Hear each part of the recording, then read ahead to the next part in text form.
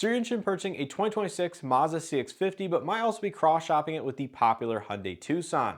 Well, in today's video, I'm going to compare the 2026 Mazda CX-50 Turbo Premium Plus and the 2026 Hyundai Tucson Limited, just so you get a better understanding of what some of the key similarities and differences are between these two best-selling models. So this week, Mazda was kind enough to loan me the 2026 CX-50 Turbo Premium Plus to test and review. If you guys are interested in the dedicated videos on that particular model, make sure to subscribe and stay tuned here on the channel, as it should be already posted and are coming very shortly. And I do have some previous model years of other Mazda products, including the CX-50 and CX-50 Hybrid, already available, so make sure you guys check out my impressions of those vehicles. So in today's video, we're going to run through all of the dimensional differences, the powertrains, the colors, the pricing, and all of that information side by side, including taking these vehicles for a very quick drive back to back to give you guys my general impressions and insights onto both of these vehicles, because they have a lot of similarities but also have a few key differences. So starting out with the dimensions between both these vehicles, I'll have them both up on the screen side by side. Starting out with the 2026 Tucson, it's going to be roughly 182.7 inches long, where the CX-50 is actually about 3 inches longer at 185.8 inches. So the Tucson is actually the smaller of these two particular models. Now, in terms of width and height, these are going to be relatively similar, although the CX-50 is going to be slightly shorter in overall height, and the wheelbase between them isn't going to be all that much different either, at 108 with the Tucson, where it's going to be about 110.8 with the CX-50. So some of that overall length is in the actual wheelbase, but that doesn't necessarily translate into actual more space on the interior. Now, moving on to the interior dimensions, headroom is going to be about 38 inches in the Tucson front seats and 38.7 inches in the second row, with, of course, the standard panoramic sunroof that is included with the Limited. We're moving over to the CX-50, you have about 38.6 in the front seats and 37.5 in the second row, which is actually just a touch less than that of the Tucson. So you can see there's a little bit more and a little bit less depending on which one you're looking at. Legroom is going to be very similar in the front seats at just over 41 for both of them, where the CX-50 really loses out in the second row space with less than 40 inches and just over 41 inches in the second row of the Tucson. Shoulder room, not going to be all that different. And then taking a look at cargo capacity, you have just over 31 cubic feet of SAE measured volume behind the second row seats in the CX-50, expanding to 56.3 with the second row seats folded down. We're moving over to the Tucson. You can see there is over 38 cubic feet behind the second row of the Tucson, and then even more so with the second row seats folded down. So overall, you can see, even though the Tucson is physically smaller than that of the CX-50, there are a number of benefits just due to space utilization and the overall design language that Hyundai has kind of went with for the Tucson over the CX-50. Now, moving on to the available powertrains for either of these two models, both of them are going to have 3 different powertrain configurations available, although they are going to be a little bit both similar and different in some regards. So with the Tucson, you have your choice of a 2.5 liter naturally aspirated 4-cylinder with an 8-speed automatic, which produces 187 horsepower and 178 pound-feet of torque, up to 2,750 pounds of trailering with applicable trailer brakes. The hybrid is going to be a 1.6 liter turbocharged 4-cylinder hybrid with a 6-speed automatic transmission and standard all-wheel drive, 231 horsepower, 271 pound-feet of torque, up to 2,000 pounds of trailering. And finally, there is a plug-in hybrid available with a 1.6 liter turbocharged 4-cylinder plug-in, 6-speed automatic with 268 horsepower and 271 pound-feet of torque, and again, up to 2,000 pounds of trailering when properly equipped. Now, taking a look at the CX-50 lineup, all 3 variants are going to be 2.5 liter displacement engines, which is actually interesting given that one of them is not provided by Mazda.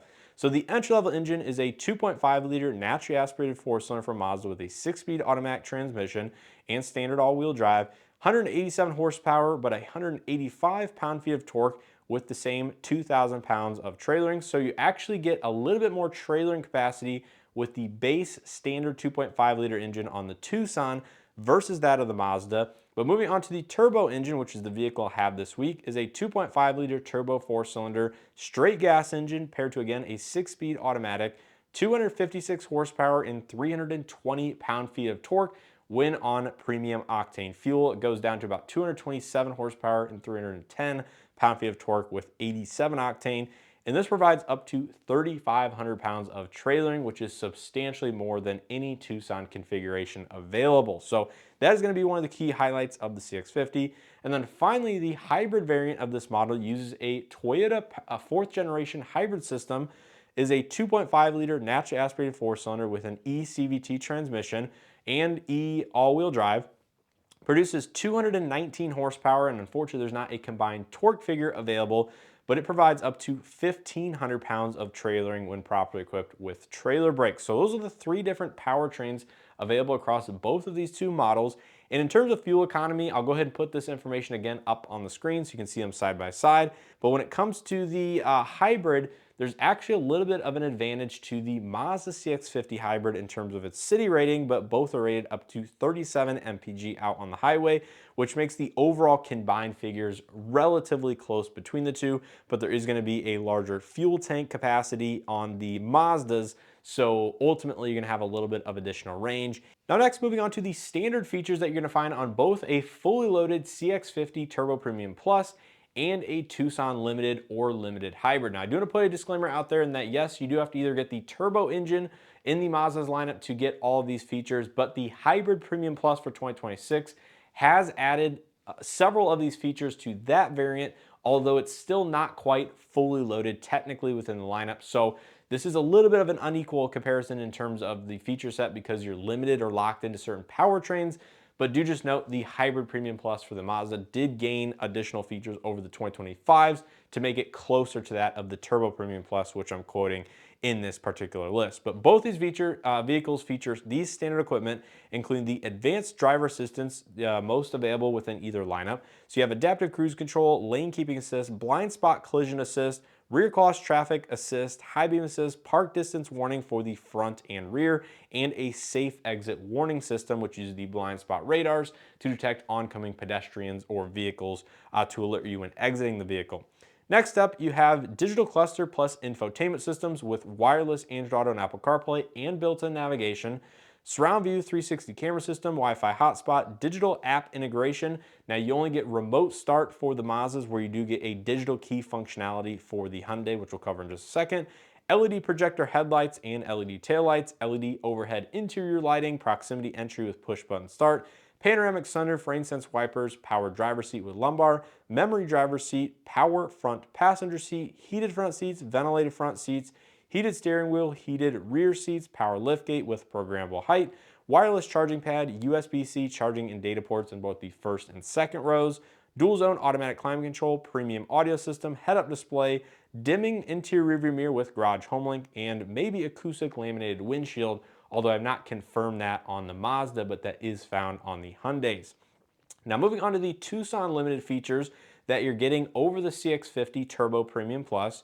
You're getting BlueLink Plus, which is the remote services on your smartphone or smart device, free for the lifetime of the first owner, and expanded benefits for used or certified pre-owned, where you only get a 1-year trial on the Mazdas from 2025 model year and onwards. It used to be a 3-year trial. They've since moved that down to just a 1-year trial, which is really disappointing at a vehicle in this price point. You get a blind spot view monitor system, which pulls up the blind spot cameras on the digital gauge cluster, highway drive assist, side parking sensors in addition to the front and rear, remote smart park assist, shift by wire gear selection on the column, a fully digital instrument cluster, digital key functionality as part of those BlueLink functions, remote start on the key fob, a hands-free power liftgate, and acoustic laminated front side windows, as that is not something you're going to find on the CX-50, as it just has normal solar glass, if you will, for the front occupants. So overall, those are the features you can get on the Tucson over CX-50. Now moving on to the CX-50 features over that of the Tucson Limited, you're getting an adaptive forward lighting system with automatic leveling and swivel for the steering wheel, dimming driver side exterior mirror, power folding mirrors, windshield wiper deicer, and a full LED exterior lighting, which includes the rear turn signals, the reverse lights, and things like that, where you only get LED brake lights and running lights on the rear of the Tucson, and then of course those incandescent lights at the very bottom. Moving on to exterior colors within the lineup, I've denoted the hybrid specific colors for the Tucson, as well as the additional cost extra colors for both manufacturers. I'm not going to list all of these, but I'll go ahead and have them side by side up on the screen so you guys can view them there. The Tucson is going to offer a few additional or more colors than that of Mazda. However, I would argue Mazda's colors generally are going to be a little bit more vibrant within the lineup, if you will.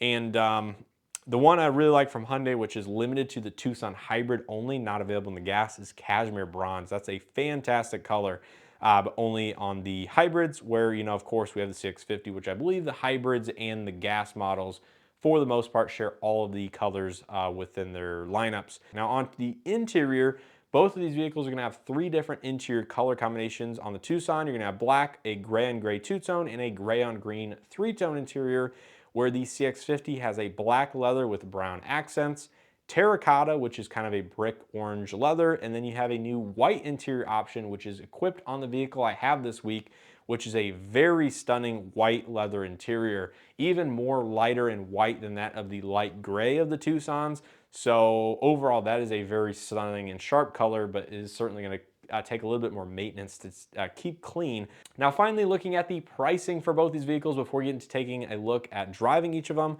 I've gone ahead and quoted both the Tucson Limited and the Limited Hybrid, so you guys can reference the different trim levels within the CX-50's lineup, depending on which one you are cross-shopping. The Tucson Limited all-wheel drive is going to come in at $42,275, including destination, and the hybrid is going to be $43,425, so just about a $1,250 price difference there. Moving on to the CX-50, I've gone ahead and quoted the 2.5S Premium because that's the most fully loaded version with the standard engine you can get, as well as the Hybrid Premium Plus and the Turbo Premium Plus. So the premium is going to be $36,395. It's going to have less features than that of what I've quoted the Mazda in this video, but it is going to be the most fully loaded one with that standard engine. The Hybrid Premium Plus is $41,645, and the Turbo is going to be $44,395. And it's pretty crazy to me that there is almost a $3,000 premium to get the turbo engine over that of the hybrid. And I would say, looking at this list, the Hybrid Premium Plus does stand out as a value-oriented option, even compared to the Hyundai, even though it doesn't have quite all of the features that the Mazda or the Tucson does offer. There are features on the Hybrid Premium Plus that, for $41,645, make it somewhat appealing. But I'll let you guys be the judge of that in terms of which value and which price point you think is the ultimate leader in this comparison.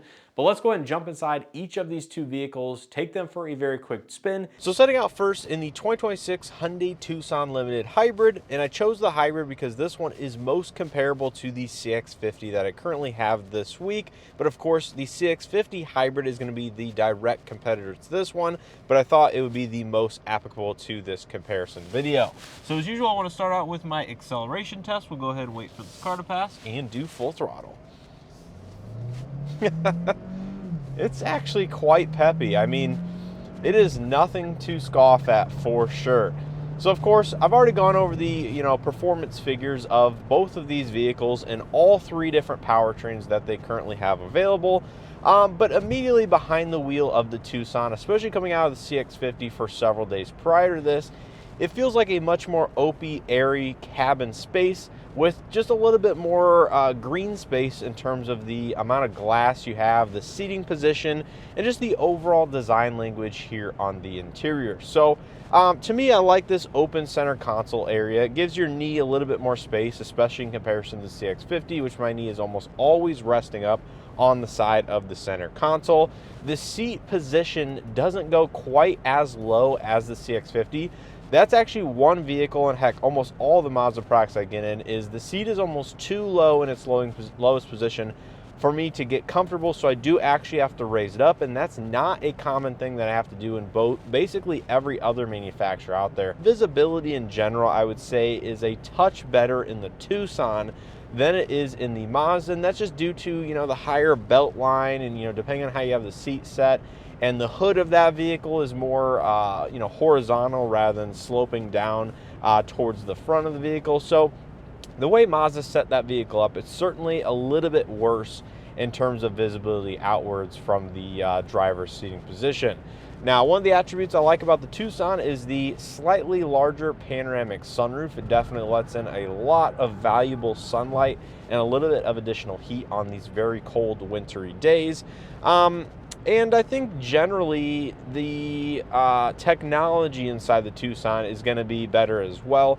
just due to the, newer design of it, both in software, hardware, and some of the driver assistance safety technologies that Mazda does have. For the most part, the same core technologies, but I think the Tucson is a little bit more friendlier to use, to go in and adjust and to personalize the infotainment and how this vehicle is set up for your driving style and things like that. So I do like that about the Hyundai models with this new CCNC hardware. But the Mazda, I actually kind of like the center console infotainment controller with your volume and dial to navigate the system. It works well with Android Auto. Not sure how it performs with Apple CarPlay, but I really don't have an issue with the infotainment controller in that particular vehicle. But I know a lot of people out there don't prefer it. But the Tucson is certainly going to feel a little bit more comfortable in terms of its ride quality. The handling is going to be a little bit more of a traditional feel, where there's a little bit of body lean and roll around corners.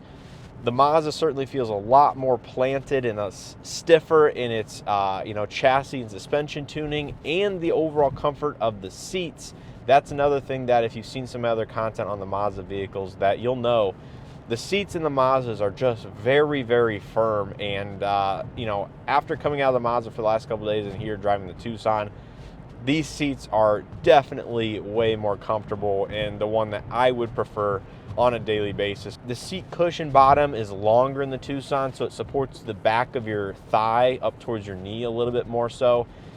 There's a lot of advantages. I'm just naming off things that I'm noticing, upon first impressions, that the Tucson does better than that of the Mazda.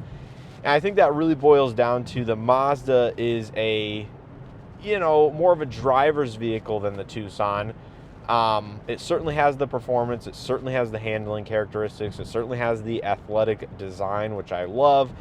But I think ultimately for a daily driver, there's a number of characteristics that this Tucson is just going to be superior in terms of, the day-to-day technology, the usability with all the buttons and knobs, the touchscreen infotainment system, which, has the wireless Android Auto, Apple CarPlay, is closer to you in terms of your actual viewpoint of it, and it does support wireless Android Auto and Apple CarPlay as well. And the wireless charger in this vehicle actually works, where unlike the Mazda, I haven't had a number of difficulties with it. So although I like all the premium aesthetics, materials, and design of the Mazda, I love the way it drives, I love the performance of the vehicle, I think for the average person out there, there's a reason why this Tucson appeals to many people. And I've even witnessed people and talked to people who have traded in certain Mazdas, such as the CX-5 or even the CX-50, directly on the Tucson, for many of the reasons that I mentioned over the last couple minutes. So I think I'm going to pretty much leave it at that. The Tucson is absolutely a great option in the compact space. But now let's go ahead and quickly hop in the CX-50. So moving over here to the 2026 Mazda CX-50 Turbo Premium Plus. Now, as usual, we're going to start out with acceleration, put the vehicle into sport mode, and we'll go ahead and do full throttle.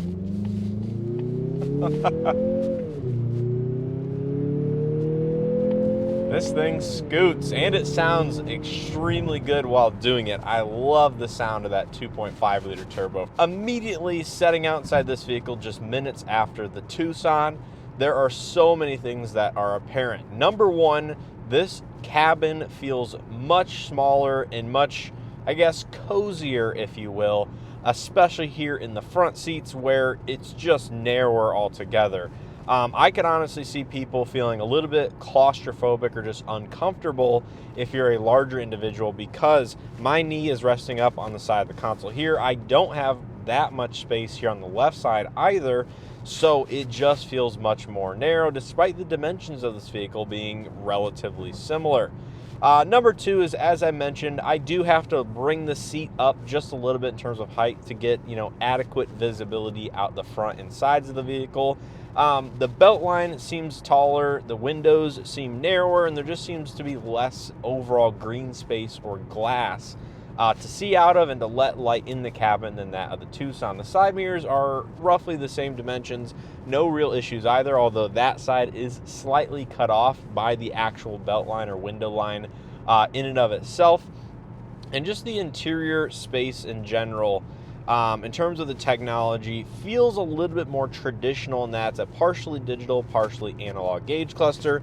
Of course, we have the separated infotainment system up there on the middle of the dash using the rotary dial and the shortcut buttons and controls here in the center console with a beefy shifter.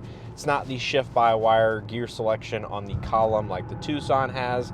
And the seats themselves, as I mentioned just a minute ago, they're much firmer than that of the Tucson, and they're shorter in that the bottom cushion does not extend out as much to give you the same amount of support underneath your leg or your thigh as the Tucson. And it's one of the shorter seat bottoms that I've experienced in most of the modern vehicles these days. So not sure why exactly Mazda chose to go with that dimension of seat and things like that, but it is something worth noting.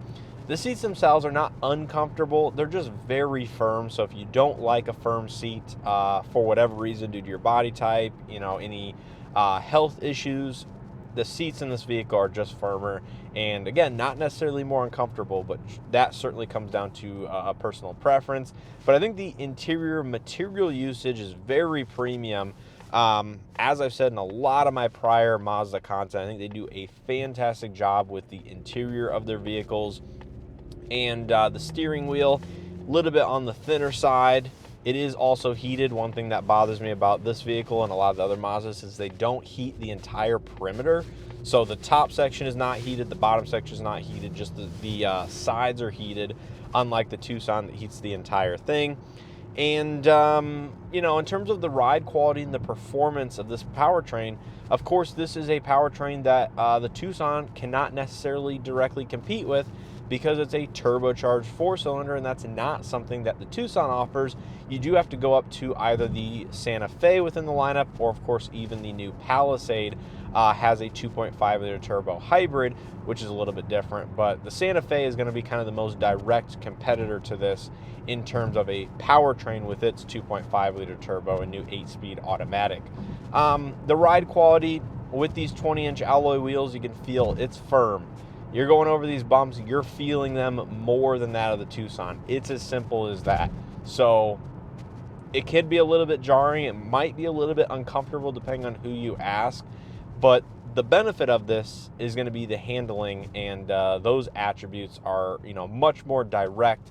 When you turn the steering wheel, the thing starts to move and point a different direction immediately.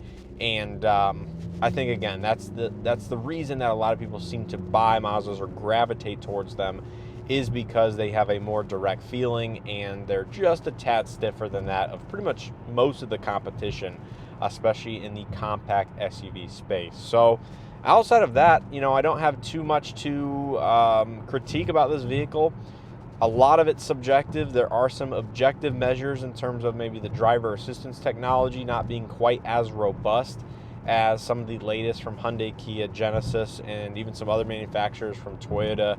I don't have too much time with Honda, but the interior, physical controls, physical buttons, I love all of that. I like the automatic seat climate that you can have in this vehicle. In the wintertime, it automatically turns on the heated seat and heated steering wheel, which is fantastic.